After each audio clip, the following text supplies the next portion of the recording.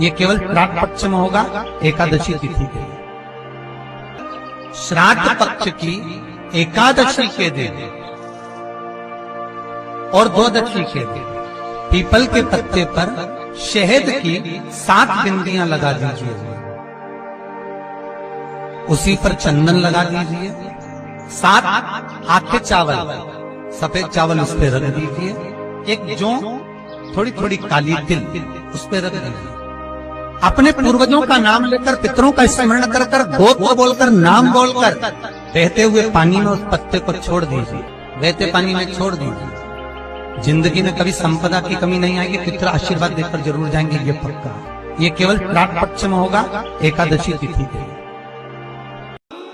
कोई ब्राह्मण भोज कराए, पितरों के लिए तर्पण करे, तिलांजलि दे, पिंड दे, भोजन दे, यज्ञ करे, अनुष्ठान करे, यदि स्वधा स्वधा स्वधा 3 बार, स्वधा 4 बार, स्वधा 5 बार, ऐसे स्वधा का यदि 5 बार भी कोई नाम ले लेगा तो उसको पिंड और तर्पण का पुण्य फल पितरों तक पहुंच जाएगा। स्वधा। इसलिए मां जगतजननी की स्तुति में स्वधा का स्मरण आया।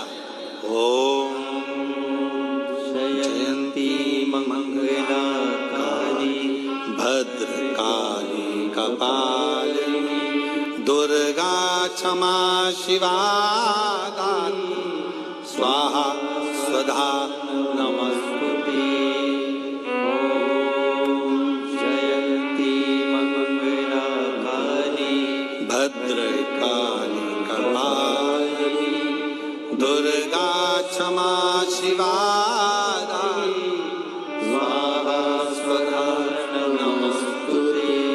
जब हम सुधा सुधा सुधा कहते हैं, अगर आप पितृपक्ष में, श्राद्ध पक्ष में कोई तुमसे कह दे कि तेरे शरीर में ये रोग हो गया, कोई ने कहा बड़ा रोग हो गया, कोई ने कहा कैंसर जैसा रोग हो गया, कोई ने कहा किडनी बेकार हो गई, कोई ने कहा थायराइड हो गया, कोई ने कहा चर्म रोग हो गया, कोई ने कहा ये हो गया, कोई ने कहा शरीर में, कोई ने कहा पत्रिका देखकर ज्योतिषी ने कहा तुम्हारा ग्रह बेकार चल रहा है, तुम्हारे ग्रह पूरे तरह से बेकार हो गए। कोई कहे कुंभ राशि बेकार हो गई, कोई ने कहा ये राशि बेकार हो गई, कोई ने कहा वो राशि बेकार हो गई, कोई ने हाथ देखकर कह दिया कि तेरी किस्मत में ये सुख नहीं है। अगर पितृपक्ष में, पितृपक्ष के अंतर्गत यदि शिवजी के मंदिर में जाकर 1 लोटा जल, 3 चावल के दाने, 3 बेलपत्र पितरों का स्मरण कर कर स्वधा सुधा सुधा सुधा कहकर पितरों के हेतु भी अगर समर्पित कर दो तो शिव उसको स्वीकार कर कर स्वधा पितरों से कहकर कल्याण कर देती, दुख समाप्त हो जाता,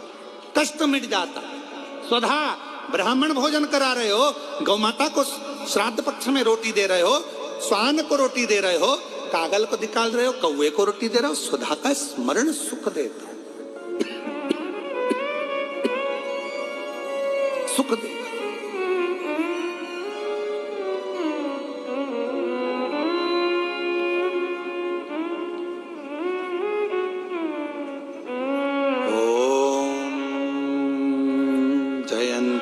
मंगला काली भद्रकाली कपालिनी दुर्गा क्षमा शिवा दानी स्वाहा स्वधा नमस्तुते।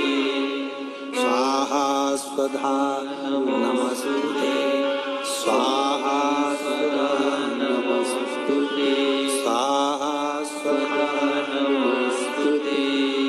स्वधा स्वधा स्वधा बोल लेने से भी पितृ तृप्त हो जाता। पितृ कितना सुंदर कहा है महाराज। यदि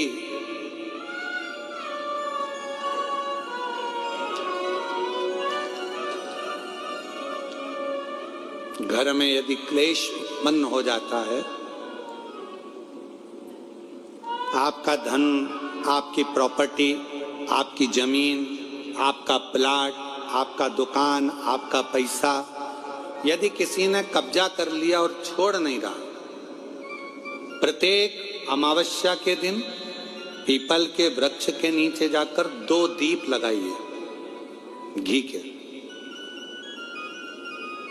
दोनों दीप के सामने एक हल्दी का चावल, एक कुंकू का चावल का दाना रख दीजिए और स्वधा स्वधा स्वधा स्वधा 3 बार कह दो और स्मरण करो, हे हमारे कुलदेव, पितृदेव, शिवदेव, महादेव, कृपा कर कर मेरा जो जमीन है, मेरा जो धन है, मेरी जो प्रॉपर्टी है, मेरा पैसा लोगों ने हथिया लिया, देते हैं। अपना गोत्र बोलकर स्मरण कर कर बाबा मेरा धन मुझे वापिस ला कर दो। एक अमावस्या पर करो, फिर अगली अमावस्या करो, ऐसे 2-4 अमावस्या करोगे। जिसने ले रखा है वो खुद सोचेगा कि मुझे क्या हुआ कि मुझे देना है, उसका पैसा चुकाना है, धन रखेगा नहीं। पितृ स्वधा का नाम स्मरण करते से जब हम सुधा सुधा सुधा सुधा कहते हैं, पितृ उसको स्वीकार करते हैं। जैसे अग्निदेव की धर्म पत्नी स्वाहा, क्या है? जम के बोलो जरा, स्वाहा। जब हम यज्ञ करते हैं सांकल्य देते हैं, ओम विष्णवे स्वाहा, स्वाहा बोलते से ही अग्नि देवता की धर्म पत्नी उस भाग को देवताओं को देती है।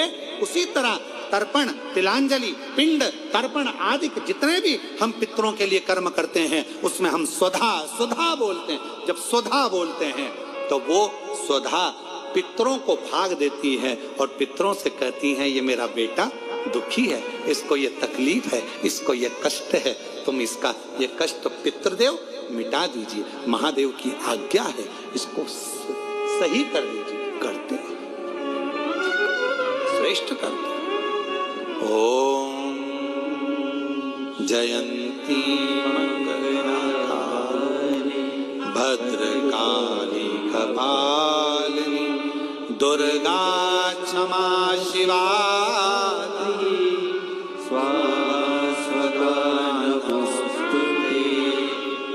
ओम जयंती मंगला काली भद्रकाली कपालिनी दुर्गा क्षमा शिवा धात्री स्वाहा स्वधा नमोस्तुते।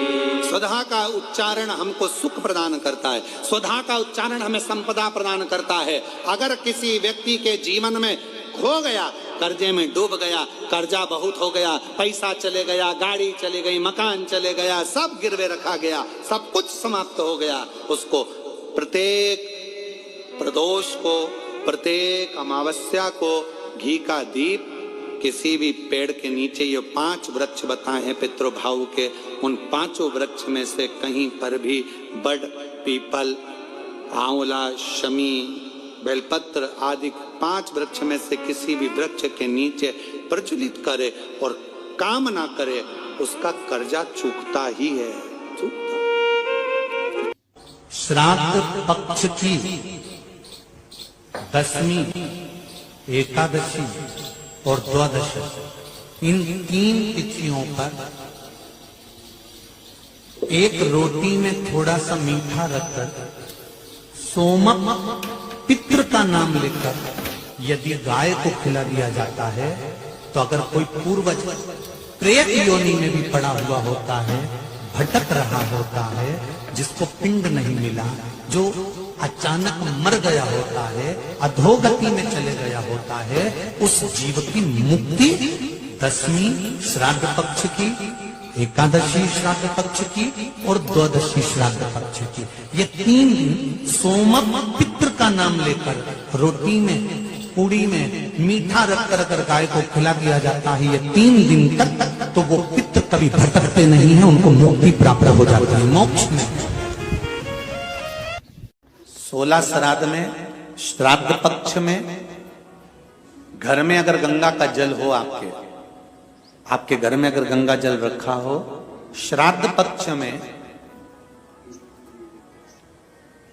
तुलसी के क्यारे के पास में एक छोटी सी कटोरी रखकर घर का कोई भी व्यक्ति, चाहे महिला हो, पुरुष हो, पुत्र हो, पुत्रवधू हो, बच्चे हों, कोई भी हथेली में गंगा जल लेकर अपने पूर्वजों का स्मरण कर कर और वो गंगा जल काशी विश्वनाथ के नाम से अपने पूर्वजों का नाम लेकर वो कटोरी में अगर 5 बार या 7 बार छोड़ देता है तो उसके पूर्वजों को पिंडदान और तर्पण की जरूरत नहीं पड़ती, उनको मोक्ष प्राप्त हो जाता है। श्राद्ध पक्ष में वृषकपि अवतार का महत्व क्या है? विषकपि अवतार की महत्वता क्या है? देव पितर शिव महापुराण में अगर 16 दिन श्राद्ध के होते हैं और 16 दिन श्राद्ध में से कोई भी एक दिन श्राद्ध का जो तुम्हारी मर्जी पड़ जाए, जिस दिन तुम घर में फ्री हो, जिस दिन तुम्हारी मर्जी पड़ जाए, जिस दिन तुम्हारा मन कर जाए, उस दिन वृषकपि विषकपि नाम लेकर एक रोटी में थोड़ी सी शक्कर या गुड़, थोड़ा सा चावल, थोड़ा सा अगर चावल नहीं हो तो खीर बन जाए तो ज्यादा अच्छी है, रोटी के अंदर रखकर वृषकपि या विषकपि भगवान शंकर का एक अवतार है नारायण के साथ में। भगवान शिव और भगवान शंकर का और नारायण का एक अवतार मिलकर हुआ था। भगवान शिव और नारायण का मिलन से 3 अवतार हुए थे। 3 अवतार हुए हैं। एक हरिहर अवतार भी भगवान शंकर और नारायण के मिलन से हुआ। एक वृषकपि अवतार भी नारायण और शिव के मिलन से हुआ। तो जो वृषकपि अवतार है भगवान शंकर और एक भगवान नारायण और भगवान शंकर के मिलन से शरंभेश्वर अवतार भगवान शंकर का और नारायण का मिलकर हुआ है। शरंभेश्वर, ये 3 अवतार नारायण और शिव जी मिलकर बने हैं। 3 अवतार भगवान शंकर ने नारायण के साथ मिलकर लिया, शरीर एक बनाया, दोनों मिल गए, एक शरीर बनाकर जगत का कल्याण करा। रोटी हो तो रोटी, पूड़ी हो तो पूड़ी, पराठा हो तो पराठा, जो तुम बनाए हो उसमें थोड़ा सा मात्रा दूध चावल की या खीर की, थोड़ी सी मात्रा गुड़ की, और वृषकपि या विषकपि अवतार का नाम लेकर अपने दरवाजे के बाहर खड़े होकर जो गौ माता को श्राद्ध पक्ष में किसी भी दिन ये भोजन वृषकपि का नाम लेकर दे देते हैं, उसके घर में कभी संपदा की कमी नहीं आती, धन की कमी नहीं आती। श्राद्ध पक्ष का ये स्वरूप है विषकपि अवतार। एक बार सब बोलेंगे, बोले विषकपि भगवान की। अब नाम आप लोग ले जिससे आप लोगों को याद हो जाए। बोलिए विषकपि भगवान की। आप विषकपि बोल सकते हो, वृषकपि भी बोल सकते हो, वृषकपि भी बोल सकते हो और विषकपि भी बोल सकते हो, दोनों नाम में से कुछ भी। हाँ, अगर आप नेट पर सर्च करोगे या आजकल लोग क्या है, कथा सुनने के बाद नेट पर जल्दी सर्च करते हैं, तो गूगल आदि पर सर्च करोगे तो विषकपि भी आ सकता है, वृषकपि भी आ सकता है। पुराण में अगर ढूंढोगे, शिव पुराण के अंतर्गत या स्कंद पुराण में या गर्ग संहिता में या कूर्म पुराण में, बरहा पुराण में अगर आप ढूंढेंगे तो उसमें वृषकपि और विषकपि कोष्टक में बना हुआ है। पहले आएगा विषकपि, फिर कोष्टक में आएगा वृषकपि। उस अवतार का स्मरण। फिर से नाम बोलो, क्या नाम बोलना है? विषकपि। या तो विषकपि बोल लें या वृषकपि।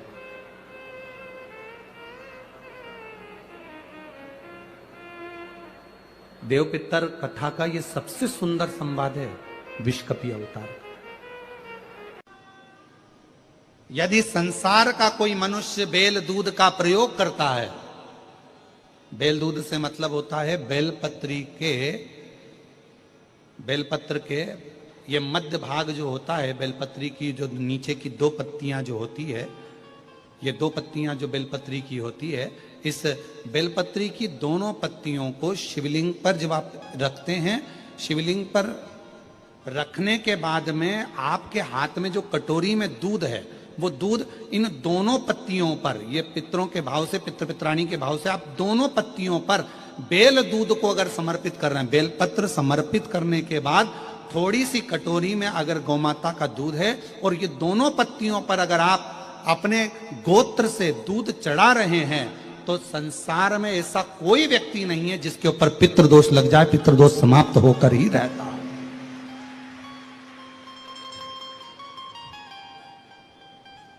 शिवलिंग पर बेलपत्र चढ़ाई, बेलपत्र चढ़ाकर ये नीचे की जो पत्ती है, आपका जो दूध का भाग है वो 2 पत्ती पर चढ़ना चाहिए, तीसरी पत्ती पर जल का भाग आता है। 2 पत्ती पर आपका दूध का भाग रहे। और जब बेल दूध का प्रयोग आप करते हैं और दूध बाबा को 16 दिन श्राद्ध के अगर कोई कह दे कि आपके घर में पितृदोष है, ये दोष है, वो दोष है, सारे दोष आपके यहाँ लग गए हैं और आपके यहाँ ये 4 लक्षण अगर पितृदोष के दिख रहे हैं जो पहले कथा में वर्णित किए, अगर ये लक्षण दिख रहे हैं तो श्राद्ध पक्ष के 16 दिन पहले दिन से आप चालू हो जाओ। बेलपत्री शिव जी को चढ़ाया, कटोरी में या चम्मच में 2 बूंद का भी अगर दूध लेकर गए हो, थोड़ा सा भी, बस 2 पत्ती पर आपने दूध समर्पित करा और 1 लोटा जल जो तीसरे नंबर की पत्ती है उस पर समर्पित करा।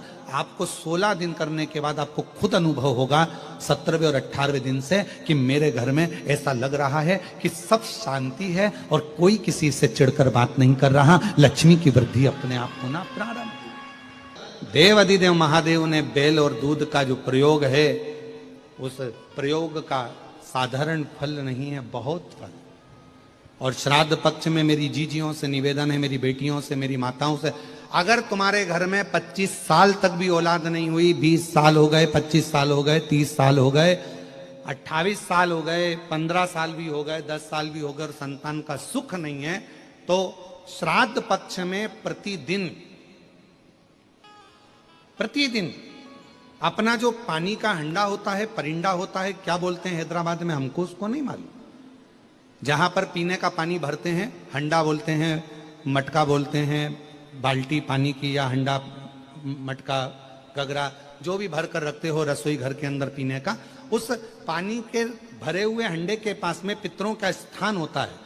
वो पितरों के स्थान के पास में कटोरी में थोड़ा सा दूध रखिए, एक बेलपत्र रखिए और वो बेलपत्र और दूध को आप प्रतिदिन 16 दिन तक लगातार शिव जी को रोज रखो, रोज समर्पित करना प्रारंभ करो। बस बेलपत्र शिवलिंग के ऊपर और दूध जहां अशोक सुंदरी का स्थान है, आपको मालूम होगा, जरा ध्यान देंगे, ये शिवलिंग,